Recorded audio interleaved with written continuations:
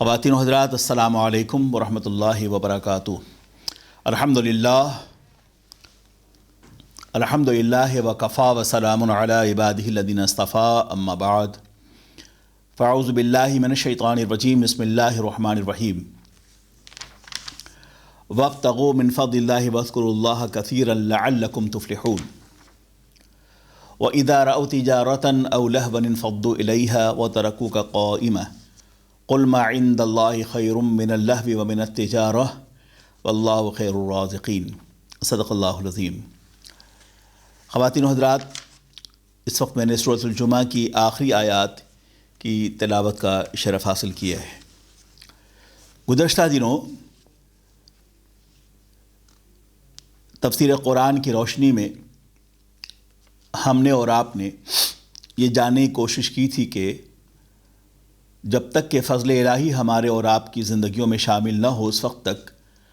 ہمیں مدارج حیات اور زندگی میں کمالات اور ترقی اور ارتقاء کی راہیں میسر نہیں آتی جب تک کہ اللہ کا فضل شامل حال نہ ہو۔ اس لیے کہا گیا کہ لوگوں،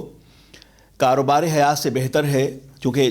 یوم جمعہ کے تعلق سے نماز جمعہ کے حوالے سے تذکرہ ہو رہا تھا گزشتہ سبق میں، تو فرمایا گیا کہ نماز جمعہ کے بعد تم زمین میں پھیل جاؤ، مراد یہ کہ رزق حلال تلاش کرو، اور یہ پھیلنا اباحت سے ہے، وجوب سے نہیں ہے۔ اس لیے کہ آپ نے دیکھا کہ بہت سارے مقامات پر آج اس وقت عرب ورلڈ میں جمعہ کے دن چھٹی ہوتی ہے، لہذا جمعہ کی نماز کے بعد نماز پڑھ کے لوگ اپنے گھر تشریف لے آتے ہیں، تو یہ اباحت سے ہے، وجوب سے نہیں ہے۔ تو فرمایا گا کہ جمعہ کی نماز سے فارغ ہونے کے بعد رزق حلال کی تلاش کے لیے تم روئے زمین پہ پھیل جاؤ، اور فرمایا گیا کہ وابتغوا من فضل اللہ واذکروا اللہ، اور اللہ کے فضل کو تلاش کرو، اور وابتغوا من فضل اللہ، اور اللہ کے فضل سے تم رزق حلال تلاش کرو، اور فرمایا گیا کہ اللہ کے ذکر کی کثرت کرو، واذکروا اللہ کثیرا لعلکم تفلحون، اور اللہ کا ذکر تم کثرت سے کرو، اور یہ تمام چیزیں وہ ہیں جو تمہیں فلاح و نجات کی راہیں عطا کرتی ہیں۔ اور بلا شبہ کہ جب آدمی ذکر الہی، اس کے بعد نماز جمعہ آپ نے پڑھ لی، اب رزق حلال تلاش کیجئے، لیکن پھر بھی آپ گھر میں ہوں، اپنے کاروبار پہ ہوں، کہیں بھی ہوں، آپ اللہ کے ذکر سے غافل نہ ہوں۔ ایک بات تو یہ، پھر دوسری بات یہ کہ اسی ذکر الہی میں نماز پنجگانہ کی تاکید بھی ہے۔ ہم میں سے اکثریت وہ لوگ ہیں کہ جو نماز جمعہ کی پابندی تو کرتے ہیں، لیکن کچھ تو وہ ہیں جو عید پڑھتے ہیں، صرف جمعہ نہیں پڑھتے، اور کچھ وہ ہیں جو صرف جمعہ پڑھتے ہیں، عیدین پڑھتے ہیں اور پنجگانہ نہیں پڑھتے۔ تو اللہ کا حکم یہ ہے کہ وَاذْكُرُوا اللَّهَ كَثِيرًا لَعَلَّكُمْ تُفْلِحُونَ، کہ تم اللہ کا ذکر کثرت سے کرو۔ اب تم نماز جمعہ سے فارغ ہو چکے ہو، اب نماز جمعہ سے فراغت کے بعد اب تمہاری ذمہ داری ہے کہ ذکر الہی کو عام کرو، اور ذکر الہی سے اللہ کا ذکر بھی ہے، اور اس ذکر الہی سے افضل ذکر جو ہے وہ بلا شبہ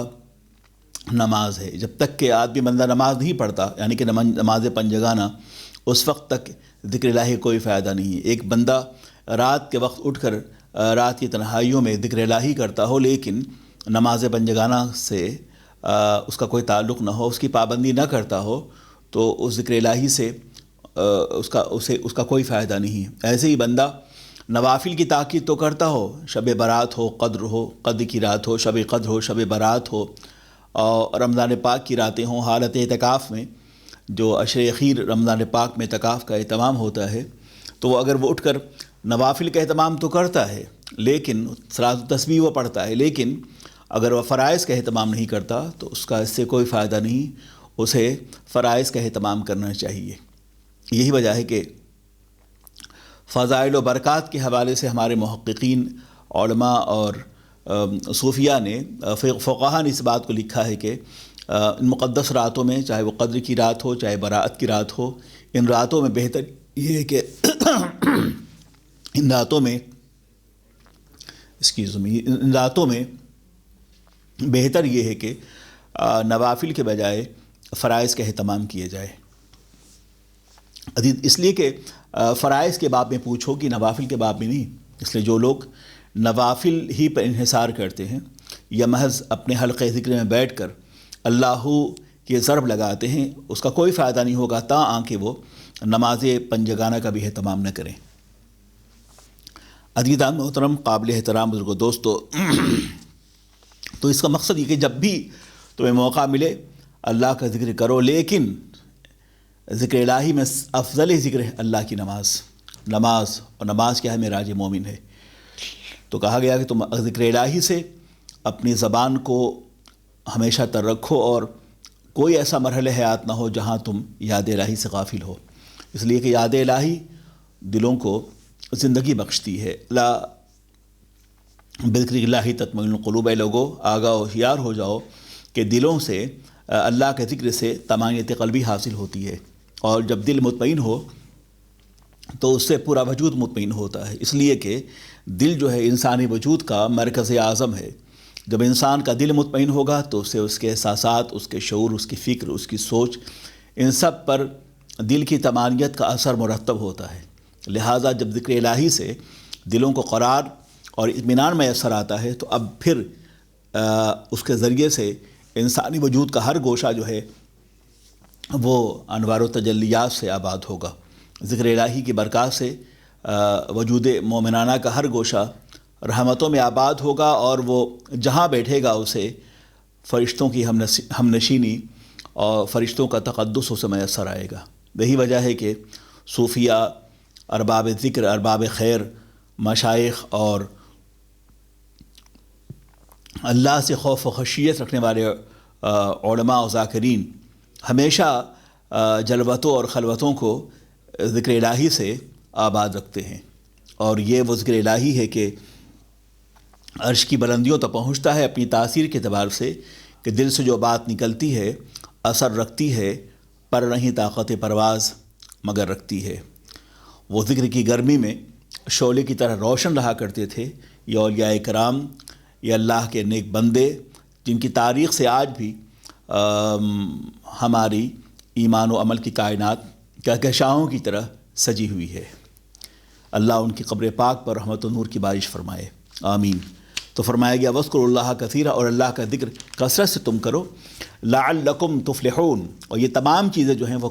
کامیابی اور فلاح کے ذریعہ ہیں، تاکہ تم فلاح پاؤ۔ یعنی فلاح اور نجات جو ہے اللہ کے احکامات کی تعمیل میں ہے، اور کثرت ذکر اسے نصیب ہوتی ہے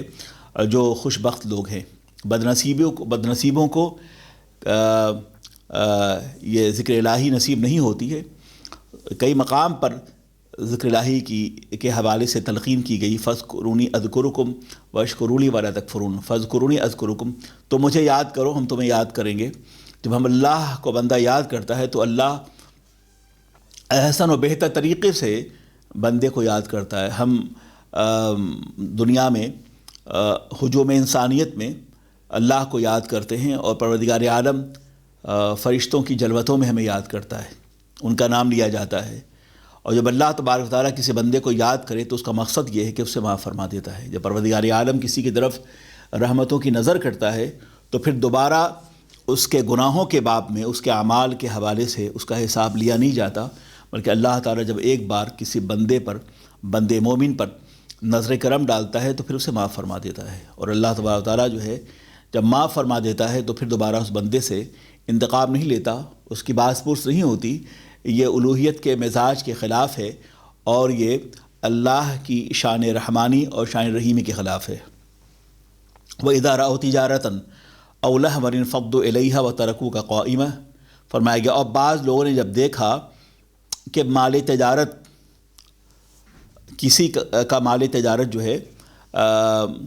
اتر رہا ہے تو تماشا کرتے ہوئے بکھر گئے، ایک دوسرے سے الگ ہو گئے اور اس کی طرف دوڑ پڑے آپ کو چھوڑ کر۔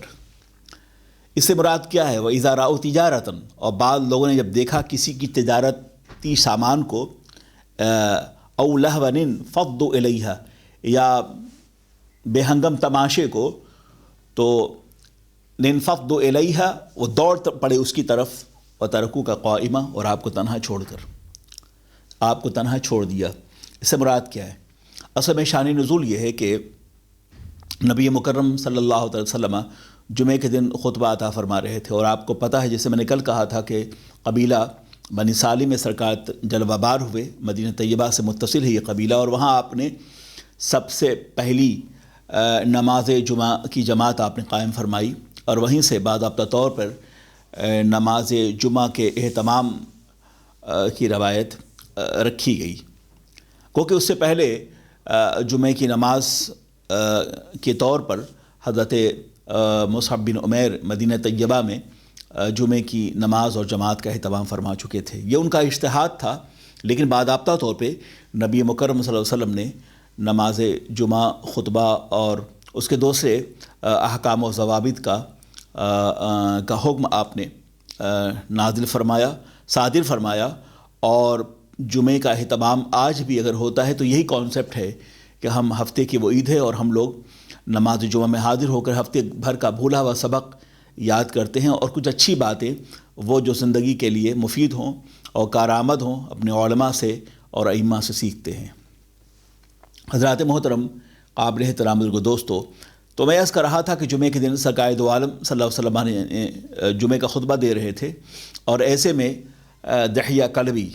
جو اس وقت کے ایمان نہیں لائے تھے، بہت بڑے تاجر تھے وہ، دحیہ کلبی ملک شام سے سامان نے تجارت لے کر اترے مدینہ کی منڈی میں، اور ظاہر ہے کہ یہ وہ قحط کا دور تھا، وبا کا دور تھا، کسی قسم کی پینڈمک اور وائرس کا اثر تھا۔ اب پورے مدینہ طیبہ میں قحط سالی کے آثار تھے، لوگ کھانے کے لیے غذائی قلتوں کے شکار تھے۔ تو ایسے عالم میں اشیاء خوردنی جب نایاب ہو جائے اور یا پھر گراں ہو جائے تو لوگ کن حالات سے دوچار ہوتے ہیں۔ اس وقت جو کرونا وائرس ہے پوری دنیا میں، اس کے نتیجے میں خاص کر تھرڈ ورلڈ کنٹری جو ہے، جو پاک و ہند، بنگلہ دیش اور دوسرے ممالک جو ہیں، افریقی ممالک کے جو حالات ہیں وہ آپ کے سامنے ہیں۔ ہم یورپ یا امریکہ میں رہتے ہوئے اس کا اندازہ تو نہیں ہو پاتا، لیکن خبروں کے ذریعے جس طرح کے مناظر ہم دیکھ رہے ہیں ٹیلی ویژن کے ذریعے سے، اس پر بڑا افسوس ہوتا ہے، بڑا ہی افسوس ہوتا ہے۔ اللہ تعالیٰ ان ظالم، جابر اور عدل و انصاف سے عاری حکمرانوں کو اللہ تعالیٰ عقل سلیم عطا فرمائے، جن کے اقتدار کی کرسی جو ہے مظلوموں کی ننگی پیٹھ پہ رکھی ہوئی ہے۔ ہزاروں لاکھوں افراد جو ہیں وہ پاپیادہ جو ہیں وہ اپنے شہروں سے نکل کر اپنے گاؤں اور علاقوں کی طرف ہجرت کر رہے ہیں، ہجرت بمعنی جو ہے وہ کوچ کر رہے ہیں، چلتے جا رہے ہیں، لیکن عالم یہ ہے کہ ان ظالم اور عیاش حکمرانوں کو اس کا احساس نہیں ہے۔ اللہ رحم فرمائے عالم انسانیت پر، اور ہم سب پہ اللہ اپنا فضل خصوصی فرمائے۔ تو میں اس کا رہا تھا کہ مدینہ طیبہ میں یہ قحط کا دور تھا کہ حضرت دحیہ کلبی جو اس وقت ایمان نہیں لائے تھے، وہ مال تجارت کو لے کر وہاں پہنچے، اور جب پہنچے تو پھر وہاں کا ایک دستور تھا کہ کبھی کوئی مخصوص واقعہ ہو تو وہاں دف یا شہنائی یا پھر جو ہے اس طرح جو ہے ڈھول کے ذریعے لوگوں کو اس چیز کے تعلق سے، اس اہم بات کے حوالے سے، اس امپورٹنٹ ایونٹ کے حوالے سے بتایا جاتا۔ کہا جاتا ہے کہ جب یہ سامان تجارت جو ہے مدینہ کی منڈی میں پہنچا تو اس وقت جمعے کی نماز ہو رہی تھی، اور دحیہ کلبی اپنے سامان کو جو کہ ملک شام سے لے کر آئے تھے اسے اتارتے ہوئے انہوں نے ڈھول بجایا، اور اس کے نقاری کی آواز، ڈھول کی آواز سن کر جو ہے وہ لوگ جو خطبہ سن رہے تھے اللہ کے نبی سرور کائنات صلی اللہ علیہ وسلم کی بارگاہ میں نماز جمعہ کے حوالے سے، وہ چھوڑ کر وہ بھاگے تاکہ وہ سامان خریدیں، اس لیے کہ انہیں خدشہ تھا اگر وہ نہ گئے تو پھر یہ ایک تو سامان کی قلت ہے، دوبارہ نہ مل سکے، اور بہت ممکن ہے کہ مدینہ میں ان کے گھروں میں بھوک مری سا ماحول ہو، ان کے بچے جو ہیں وہ فاقہ کشی اختیار کریں۔ تو اسی حالات میں یہ آیت کریمہ نازل ہوئی، یعنی کہ وہ تمام لوگ جو بیٹھ کے بارگاہ نبوی میں خطبہ جمعہ سن رہے تھے اس میں سب کے سب چلے گئے سوائے 12 ایسے مقدس صحابہ تھے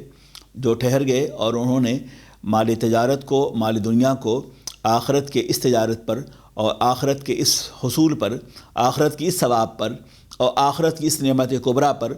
اور نبی پاک صلی اللہ علیہ وسلم کی صحبت پاک کو، اللہ کے رسول سرور کائنات صلی اللہ علیہ وسلم کے مقدس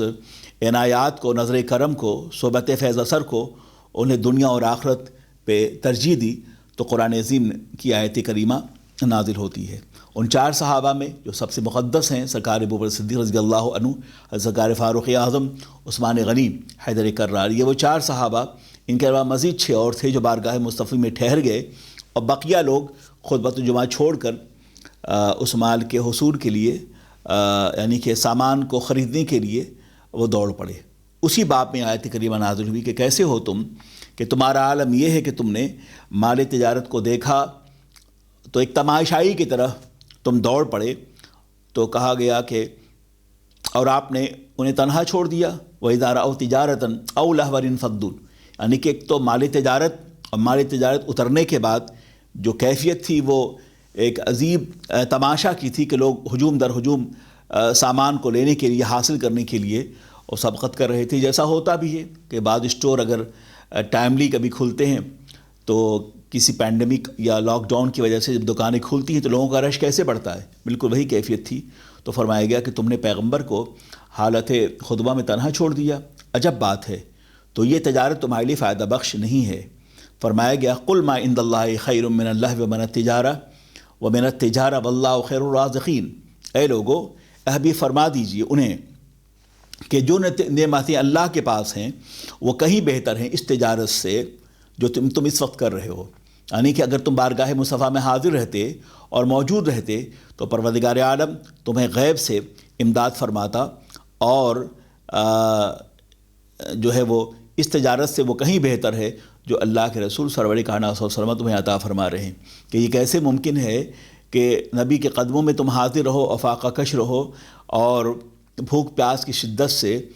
تم دم توڑ دو، یہ تو ممکن ہی نہیں ہے، اور ایسا کیسے ہو سکتا ہے؟ بڑا مشہور واقعہ ہے نا حضرت ابو ہریرہ رضی اللہ تعالیٰ عنہ کا کہ آپ نہایت ہی بھوکے تھے اور کھڑے تھے کہ مسجد نبوی شریف کے دروازے پر کہ ہمارے چہرے کے آثار دیکھ کر صحابہ میں سے ہے کوئی ہوتا جو مجھے اپنے گھر لے جاتا۔ تو نماز کے بعد تمام صحابہ یکے بعد دیگرے گزرے اور کسی نے بھی خیال نہیں کیا کہ اب حضرت ابو ہریرہ بھوکے ہیں۔ آقا دو جہاں سرور کائنات صلی اللہ علیہ وسلم وہاں سے تشریف لائے، گزر رہے تھے کہ حضور نے پوچھا کہ ابو ہریرہ تو میرے ساتھ آؤ۔ حضرت ابو ہریرہ کے چہرے کی زردیوں کو دیکھ کر غیب داں پیغمبر نے جان لیا کہ ابو ہریرہ بھوکے ہیں، اور حضرت ابو ہریرہ رضی اللہ تعالیٰ کو سرکار اپنے ساتھ لے گئے، کاشا نبوی میں حاضر ہوئے، کہا ابو ہریرہ یہ جو طاق پہ یہ دودھ کا پیالہ رکھا ہے اسے اٹھاؤ۔ حضرت ابو ہریرہ کہتے ہیں کہ خیال یہ تھا کہ رسول مکرم صلی اللہ علیہ وسلم مجھ سے کہیں گے کہ تم پی لو، اس نوش کرو، لیکن حضور نے فرمایا جاؤ ان تمام اصحاب صفہ کو بلا لے آؤ۔ اللہ اکبر! اصحاب صفہ جن کی تعداد 70 سے زیادہ تھی، انہیں بلا کے لے آؤ۔ حضرت ابو ہریرہ کہتے ہیں کہ دل میں یہ خیال تھا کہ جب انہیں بلایا جا رہا ہے اور وہ بھی اس میں سے نوش کریں گے تو پھر میرے لیے بچے گا کیا؟ میرے قربان جائیے، پیغمبر گرامی وقاص صلی اللہ علیہ وسلم کی اطاعت پر حضرت ابو ہریرہ نے اپنی تمام خواہشات کو تج دیا، اور وہ گئے اور بلا کر لائے ان تمام اصحاب صفہ کو، وہ تشریف لائے تو حضور نے ہر ایک سے کہا کہ تم اس پیالے سے پی لو۔ حضرت ابو ہریرہ کہتے ہیں کہ جتنے اصحاب صفہ تھے وہ 70 کے قریب تھے یا اس سے زائد، انہوں نے پیا، اسے نوش کیا، لیکن تاہنوس وہ مشروب یعنی دودھ کا پیالہ جو ہے وہ لبالب بھرا ہوا تھا۔ حضرت ابو ہریرہ نے دیکھ کر تعجب کا اظہار کیا تو سرکار مسکرائے۔ حضور فرمایا ابو ہریرہ تم اسے پی لو۔ تو اس کے بعد جو ہے ابو ہریرہ رضی اللہ تعالیٰ نے اسے پیا اور سیرابی حاصل کی۔ تو آپ دیکھتے ہیں توکل اور اعتماد اور قناعت اگر بارگاہ مصطفی میں ہو تو اس کا کیا مقام ہے۔ عزیزان محترم، قابل احترام کے دوستو، تو قرآن فرما رہا ہے کہ اللہ کے نزدیک جو نعمت کبریٰ ہے اور اللہ رب العزت نے جو تمہارے مقدر میں خیر کر رکھا ہے وہ کہیں زیادہ بہتر ہے دنیاوی نعمتوں سے۔ قل ما عند اللہ خیر من اللہو ومن التجارہ واللہ خیر الرازقین، اے حبیب فرما دیجئے، انہیں فرما دیجئے کہ جو نعمتیں تمہارے لیے اللہ کے پاس ہیں وہ کہیں بہتر ہیں اس لہو و لعب سے، اس کھیل کود سے، اس تجارت سے، اور واللہ خیر الرازقین، اور پروردگار عالم جو ہے وہ بہترین رزق عطا فرمانے والا ہے۔ وہ جو چاہے تو اٹھے سینے صحرا سے حباب، اگر بندے مومن اللہ کی ذات پہ توکل، اعتماد و بھروسہ رکھے تو پھر اللہ تبارک و تعالی غیب سے اسے عطا فرماتا ہے۔ توکل اور اعتماد کی کمی ہے کہا جاتا ہے کہ صحرا میں اگر کوئی چل رہا ہو، ڈیزرٹ میں چل رہا ہو، اور وہ اللہ پہ توکل اور اعتماد و بھروسہ رکھے تو اللہ تبارک و تعالیٰ وہ وہاں سے عطا فرماتا ہے۔ یعنی کہ صحرا میں جو دور دور تک کہیں نعمتوں کے حوالے سے آدمی پر امید نہیں ہوتا، نعمتوں کے حصول کے حوالے سے کہ اسے بھوک لگ جائے، اسے پیاس کا اندیشہ ہو، تو صحرا میں کہاں سے اسے ملنے والا ہے۔ لیکن بندہ مومن اللہ پہ توکل اعتماد و بھروسہ رکھے تو رب کائنات اسے غیب سے عطا فرماتا ہے۔ یہ وجہ ہے نا کہ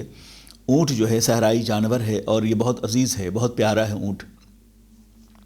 اور اس کی بہت ساری کیفیات کا تذکرہ ہے۔ جیسے قرآن پاک میں ارشاد فرمایا گیا کہ افلا ينظرون الى الابل كيف خلقت والى السماء كيف رفعت والى الجبال كيف نصبت والى الارض كيف سطحت افلا ينظرون الى الابل كيف خلقت افلا ينظرون، کیا وہ نہیں دیکھتے اونٹ کو کہ اللہ نے انہیں کیسے پیدا کیا ہے۔ اونٹ کی مثال قرآن پاک میں پیش کی گئی ہے کہ وہ دیکھتے نہیں کہ اونٹ کو اللہ نے کیسے پیدا کیا ہے۔ اس لیے اونٹ کی تمثیل اس لیے پیش کی گئی کہ اہل عرب جن کے پاس جن قبائل میں اونٹ کی کثرت ہوتی تھی، تو ظاہر ہے کہ وہ بڑے اس زمانے کے لحاظ سے لینڈ لارڈ تھے، they were very rich person, rich family, وہ کافی جو ہے ریچ فیملی ہوں، اور بہت ہی دولت مند قبیلے کی حیثیت سے ان کا تعارف ہوتا تھا۔ تو کہا گیا کہ تم دیکھو انہیں اونٹ کو، اللہ نے اونٹ کیسے پیدا کیا ہے۔ ظاہر ہے کہ اونٹ ہی اس وقت معاشی لحاظ سے اس کی بڑی اہمیت تھی، لوگ اونٹ پالتے بھی تھے، اور اس کا باضابطہ اس کی تجارت کرتے تھے، اسے اپنے کھیتوں میں جوتتے تھے، اس کے ذریعے سامان حمل و نقل کرتے تھے، مختلف ٹریڈرز اس پہ اپنے سامان کو لاد کر لے آتے تھے، اس کا دودھ پیتے تھے، اس کی کھال کا، اس کے چمڑوں کا، اس کے گوشت کا استعمال کرتے تھے۔ تو ایسے عالم میں اونٹ کی اہمیت قرآن عظیم نے بتایا۔ لیکن سب سے بڑی بات یہ ہے کہ اونٹ جو ہے اپنے مالک کا وفادار ہوتا ہے، اور اونٹ میں یہ خاصیت ہوتی ہے کہ وہ زمین کو سونگھ کے یہ معلوم کر لے کہ پانی کہاں ہے۔ تو وہ اونٹ جو صحرا کے بے نشاں راہوں پہ چلتے ہوئے پانی کے ذخائر کو سونگھ کے معلوم کر لے، تو اب اندازہ کیجیے کہ اللہ کا کتنا بڑا فضل ہے۔ یہی معلوم ہوا کہ وہ جو چاہے تو اٹھے سینہ صحرا سے ہوا۔ پروردگار عالم ہمیں اپنی ذات مقدس پر توکل، اعتماد اور بھروسے کی توفیق عطا فرمائے۔ ناظرین کرام، میں بریک کی طرف جا رہا ہوں، اور انشاءاللہ پھر دوبارہ لوٹتا ہوں آپ کی خدمت میں۔ دیکھتے رہیے۔ خدا حافظ۔ خواتین و حضرات، السلام علیکم ورحمۃ اللہ وبرکاتہ۔ میں بریک کے بعد دوبارہ حاضر خدمت ہوں۔ سورۃ الجمعہ کی تفسیر ختم ہو چکی ہے۔ اب اس کے بعد جو سورہ شروع ہوتی ہے وہ سورۃ المنافقون ہے۔ آج بریک کے بعد میں سورۃ المنافقون سے قرآن پاک کی تفسیر کا آغاز کرنے جا رہا ہوں۔ بسم اللہ الرحمن الرحیم۔ اذا جاءک المنافقون قالوا نشهد انک لرسول اللہ واللہ یعلم انک لرسولہ واللہ یشہد ان المنافقین لکاذبون اتخذوا ایمانہم جنۃ فصدوا عن سبیل اللہ انہم ساء ما كانوا يعملون ذلك بأنهم آمنوا ثم كفروا فطبع على قلوبهم فهم لا يفقهون وإذا رأيتهم تعجبك أجسامهم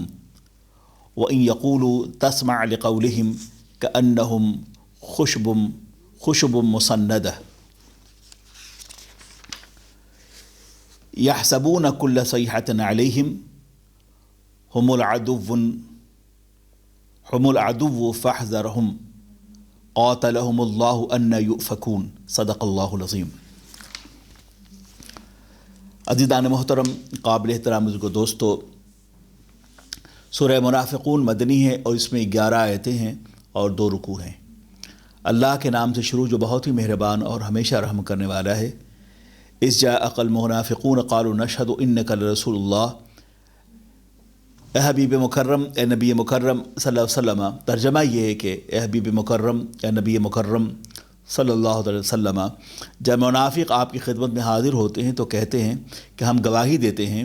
کہ انک لرسول اللہ، کہ آپ یقیناً اللہ کے رسول ہیں۔ واللہ یعلم انک لرسولہ، اور اللہ بھی جانتا ہے کہ بلا شبہ آپ اللہ کے رسول ہیں، واللہ یشہد ان المنافقین لکاذبون، لیکن اللہ گواہی دیتا ہے کہ یہ منافق جو ہیں وہ قطعی جھوٹے ہیں۔ اب آپ اس آیت کریمہ سے اندازہ کریں کہ جب منافق بارگاہ نبوی میں حاضر ہوتے تھے تو ان کا عالم یہ تھا کہ جب بارگاہ مصطفیٰ میں حاضر ہوں تو وہ کہتے تھے کہ اللہ کے نبی، آپ اللہ کے رسول ہیں، ہم آپ پر ایمان لاتے ہیں، اور جب یہ بارگاہ مصطفیٰ سے اٹھ کر یہ جب لوٹتے ہیں اپنی طرف، اپنے قبائل کی طرف، تو ان کا یہ کہنا تھا کہ ہم تو ان کا مذاق اڑاتے ہیں، ان کا ٹھٹھا کرتے ہیں، اور ہم ان پہ ایمان نہیں لاتے ہیں۔ جیسے آپ کو پتہ ہے کہ مکہ المکرمہ میں دو قسمیں تھیں لوگوں کی، کافر تھے اور مومن تھے۔ کفار و مشرکین کا عالم یہ تھا، یہود و نصارہ اس میں ہیں، وہ باضابطہ طور پہ وہ انکار کرتے تھے، لیکن یہودیوں میں ایک بہت بڑا طبقہ ایسا بھی تھا جو اسلام لا چکا تھا، اور وہ رسول مکرم صلی اللہ علیہ وسلم کے لائے ہوئے اس نظام حیات سے وہ بڑا متاثر تھا۔ لیکن ایک طبقہ ایسا تھا، اور ایک طبقہ ایسا تھا جو ایمان لا چکا تھا، ایک طبقہ ایسا تھا جو کفار و مشرکین کا تھا، اور درمیان میں ایک طبقہ ایسا تھا جسے آپ منافق کہتے ہیں، کہ جو سامنے ہوتے تو کہتے کہ آپ اللہ کے رسول ہیں، اس کے نبی ہیں، اور جب لوٹ کر اپنے احباب اپنے ساتھیوں میں لوٹتے تو کہتے ہم تو مذاق اڑا رہے تھے ان کا، اور ہم ان کی باتوں کا دل سے تصدیق نہیں کرتے۔ تو قرآن عظیم نے اس کی یہاں وضاحت کی ہے، اور کہا گیا ہے کہ یہ ظاہری طور پر یہ وہ لوگ ہیں جو دعویٰ کرتے ہیں کہ ہم ایمان لا چکے ہیں، لیکن جب یہ طرح طرح کی پریشانیوں میں مسلمانوں کو دیکھتے ہیں تو پھر ان پہ تنقید بھی کرتے ہیں، اور کہتے ہیں کہ ہم ایسے دین کو کیوں گئے قبول کرنے کے لیے جہاں ابتلا ہے، آزمائش ہے، پریشانیاں ہیں، جنگ و جدال ہے، باضابطہ طور پر ہمیں اذیتوں اور دشواریوں کا سامنا کرنا پڑے گا، ہم ایسے دین کو ہم قبول نہیں کرتے، نہ ایسے پیغمبر کا ہم ساتھ دیتے۔ اور یہ بھی کہا گیا،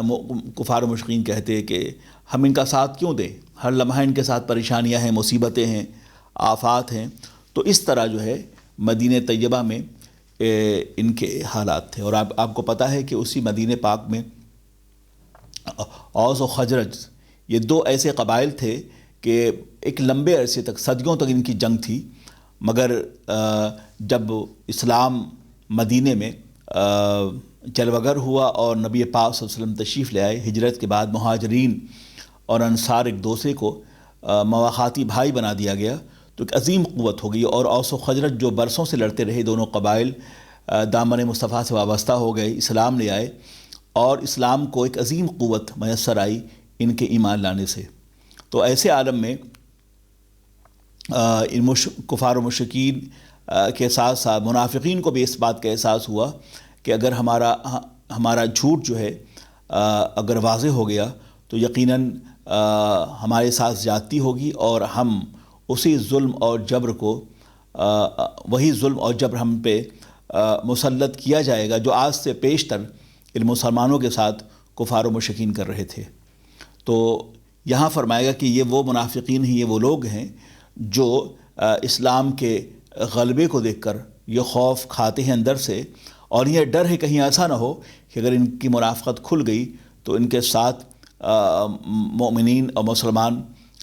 وہی کچھ نہ کریں جو کفار و مشرکین کے ساتھ ہو رہا ہے۔ عزیزان محترم، قابل احترام کے دوستو، ان حالات میں اللہ تبارک و تعالیٰ نے اس حقیقت سے اپنے حبیب مکرم صلی اللہ علیہ وسلم کو آگاہ فرما رہا ہے کہ میرے محبوب، یہ منافقین کا حال یہ ہے کہ یہ جب آپ کی خدمت میں حاضر ہوتے ہیں تو بڑے جوش و خروش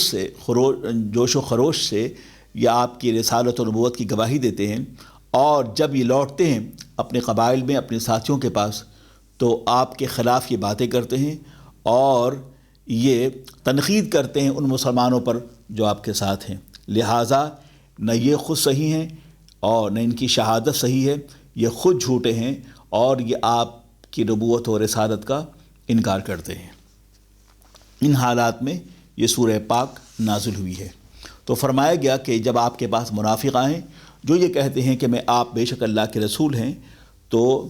سچ تو یہ اور حق یہ ہے کہ واللہ یعلم انک لرسول، کہ اللہ ہی جانتا ہے کہ آپ اللہ کے رسول ہیں۔ بلا شبہ جو منصب پیغمبرانہ اللہ کے نزدیک ہے، اور اللہ نے جس طرح رسول مکرم صلی اللہ علیہ وسلم کو حق کے ساتھ داعی حق بنا کر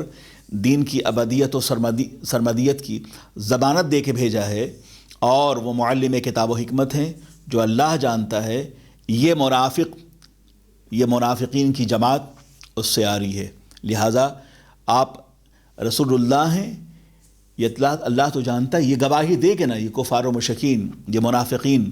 آپ کے باب میں یہ لاکھ کہیں کہ اللہ کے رسول ہیں، مگر ان کی گواہی قابل قبول نہیں ہے، اور آپ اللہ کے رسول ہیں۔ بلا شبہ اللہ نے آپ کو اس منصب رسالت و نبوت پہ جلوگر فرمایا ہے، بلا شبہ آپ اللہ کے رسول ہیں، اور اللہ جو ہے گواہی دیتا ہے اس بات پر، واللہ یشہد ان المنافقین لکاذبون، اور اللہ پاک گواہی دیتا ہے کہ یہ منافق جو ہے نا بلا شبہ جھوٹے ہیں، یہ جھوٹے ہیں، یہ لاکھ کہیں کہ آپ اللہ کے رسول ہیں، مگر اللہ جانتا ہے ان کے دلوں کے احوال کو، اور اس کے باوجود کہ یہ کہہ رہے ہیں کہ آپ یہ کہتے ہیں کہ آپ اللہ کے رسول ہیں، مگر یہ جھوٹے ہیں، یہ آپ پر یہ ایمان لے کر نہیں آئے، بظاہر یہ ایسا کہتے ہیں کہ یہ ایمان لے آئے، مگر ان کا سینہ اب بھی ظلمتوں سے، کفر سے، طغیان سے، سرکشی سے آباد ہے۔ لیکن حق اور سچ یہ ہے کہ اللہ نے اس منصب پہ آپ کو جلوگر فرمایا ہے، تو بلا شبہ پیغمبر کا منصب اللہ سے بہتر جاننے والا اور کون ہے، اس لیے کہ سرکار کی ذات وہ مجتبیٰ ہیں، وہ مصطفیٰ ہیں، وہ مرتضیٰ ہیں، یا اللہ کا انتخاب ہیں، خدائے اعظم کے نائب اعظم ہیں، وہ رحمت للعالمین ہیں، وہ طٰہٰ و یاسین ہیں، وہ جان عالمین ہیں، وہ عالم نور کے پیکر لطیف ہیں، وہ عرش الہی کے مسند نشین ہیں، وہ صاحب قرآن ہیں۔ ان کا عالم یہ ہے کہ محمد وہ کتاب کون کے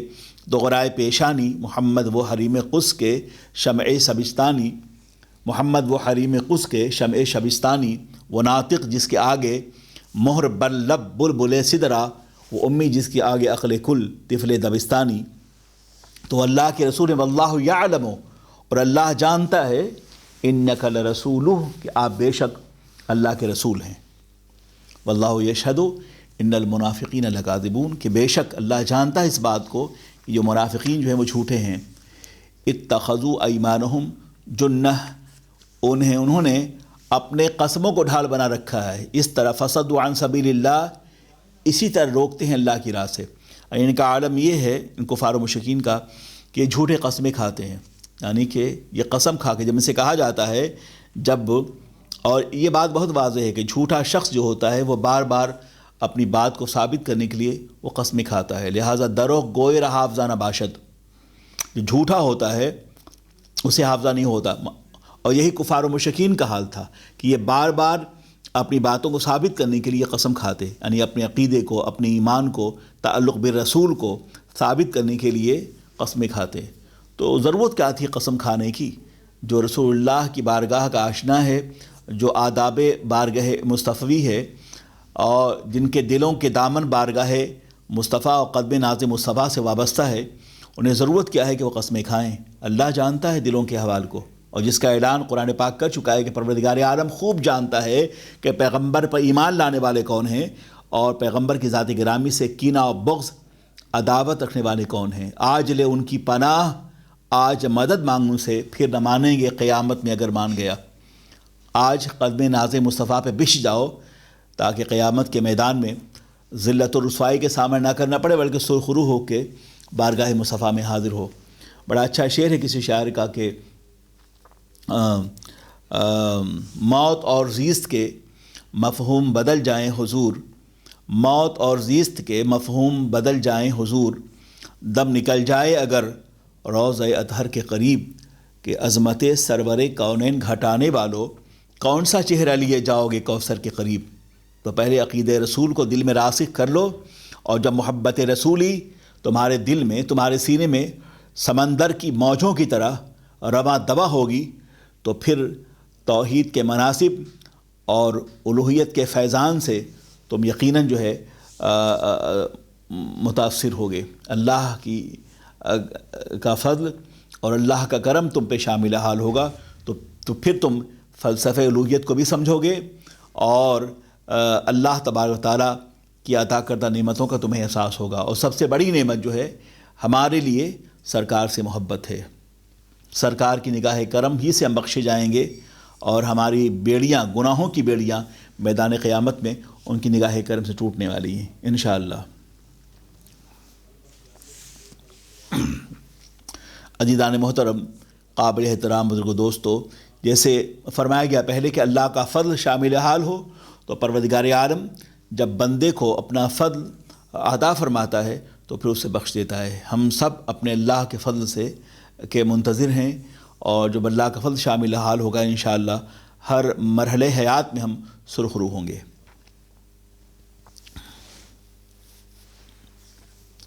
عزیزان محترم، قابل احترام بزرگ و دوستو، تو فرمایا گیا کہ یہ قسمیں کھا کر، یہ منافقین جو ہیں وہ قسمیں کھا کر اور اسی کی آڑ میں یہ اپنے ایمان کو شامل کرتے ہیں، اور اس لیے ایسا کرتے ہیں کہ مسلمانوں کے ساتھ جب یہ بیٹھیں، کیونکہ غلبہ ہے مسلمانوں کا، مسلمان غالب ہو رہے ہیں، یہود و نصارہ کا ایک بہت بڑا طبقہ جو ہے وہ ایمان لا چکا ہے، اور یہودیوں کے بڑے بڑے شیوخ اپنی تمام تر علمی اور فکری کشکلاہی اور دانائی کے باوجود قدب ناز مصطفیٰ میں بچ چکے ہیں اور وہ اسلام لا چکے ہیں۔ تو اب منافقین کا ایک مختصر سا ٹولہ، ایک مختصر سی جماعت جو ہے خائف تھی، مگر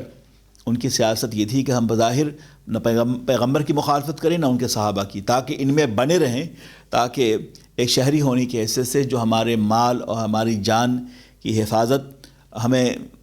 ہم تک پہنچتی ہے، یا پھر مال غنیمت سے جو وہ مال جو جنگوں میں میسر آتا ہے مسلم مجاہدین کو، اس کے ذریعے سے ہم جب استفادہ کر رہے ہیں، جو ہمارا شیئر اس سے مل رہا ہے یہ ہمیں ملتا رہے۔ اور ہاں یہ ضرور ہے کہ جب کوئی مسلمان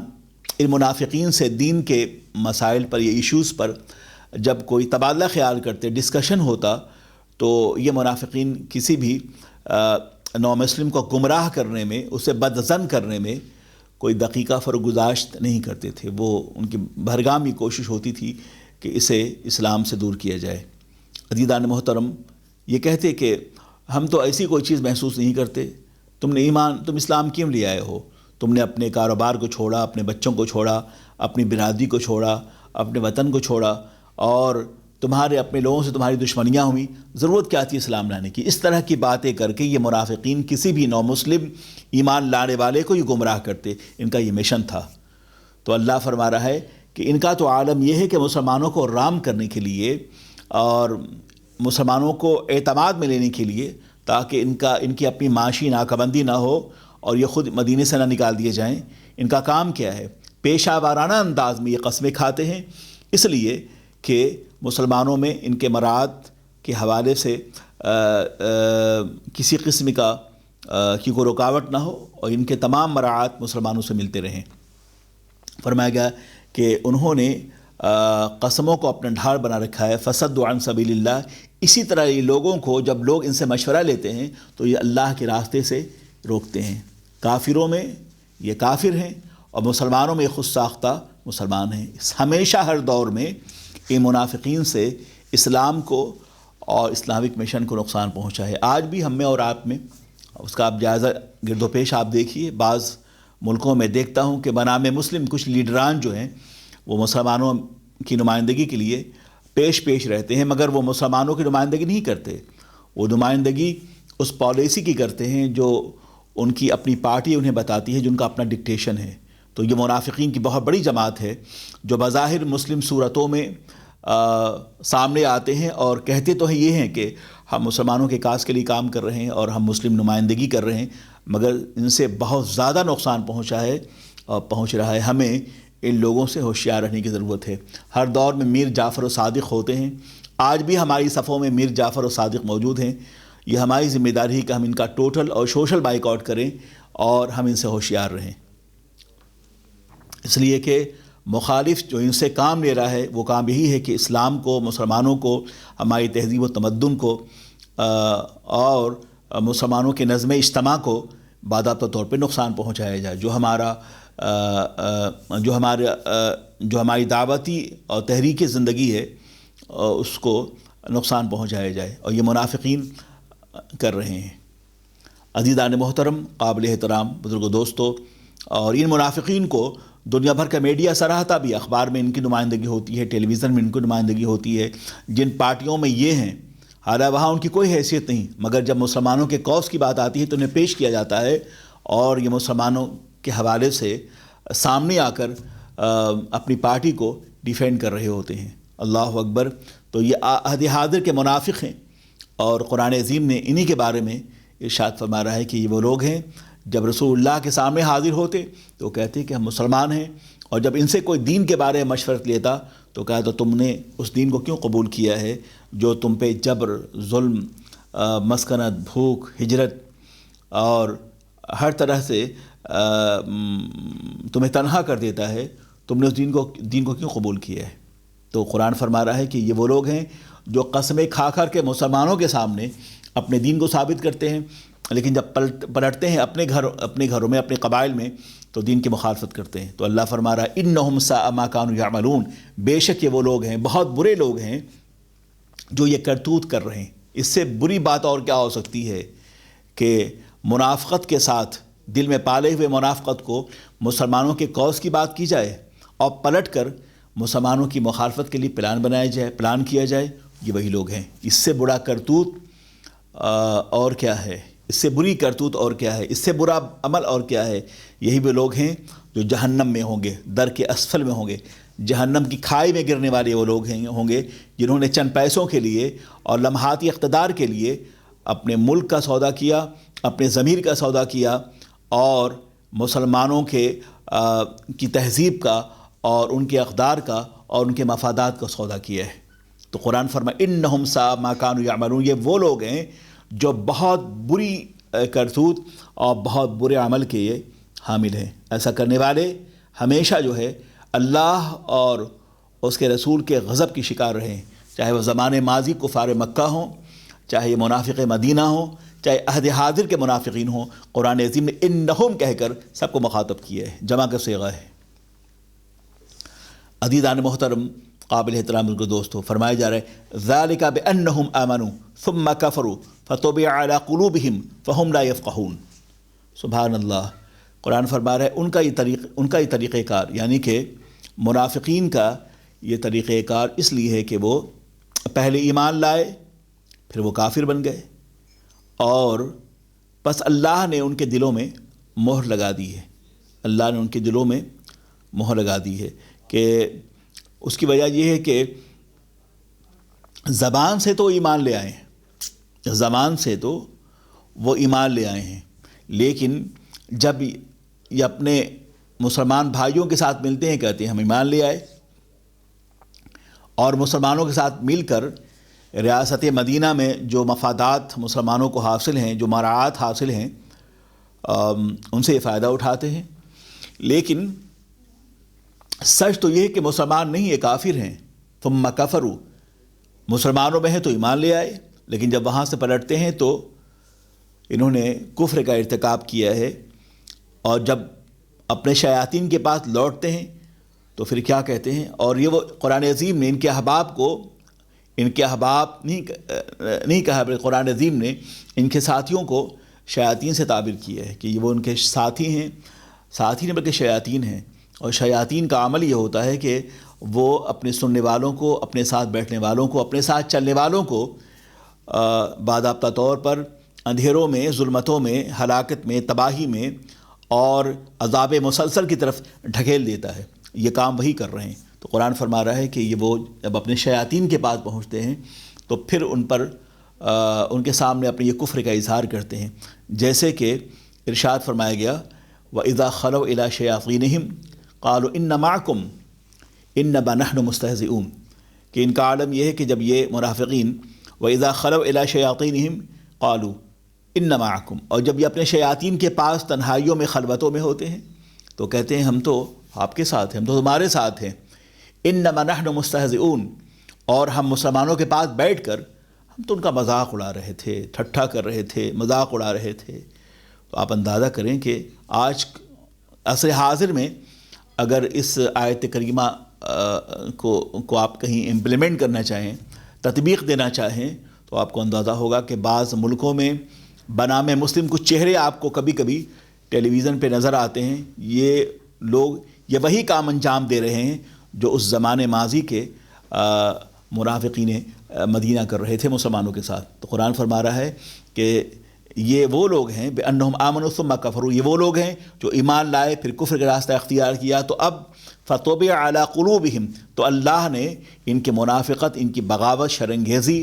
اور فسادات کی بنیاد پر اور فکری اور نظری اختلافات کی بنیاد پر رب قدیر نے ان کے دل پہ مہر لگا دی ہے، فَهُمْ لَا يَفْقَهُونَ، تو ان کا عالم یہ ہے کہ ابھی کچھ نہیں سمجھتے۔ اللہ تبارک و تعالی ہمیں اس طرح کے عذاب سے محفوظ رکھے، اور دین کے حوالے سے منافقت کا راستہ اختیار نہ کرتے ہوئے اللہ تعالی ہمیں راسخ عقیدہ، محبت رسولی اور اطاعت الہ کا سچا جذبہ اللہ عطا فرمائے اور اسی پہ استقامت رکھے۔ السلام علیکم ورحمۃ اللہ وبرکاتہ۔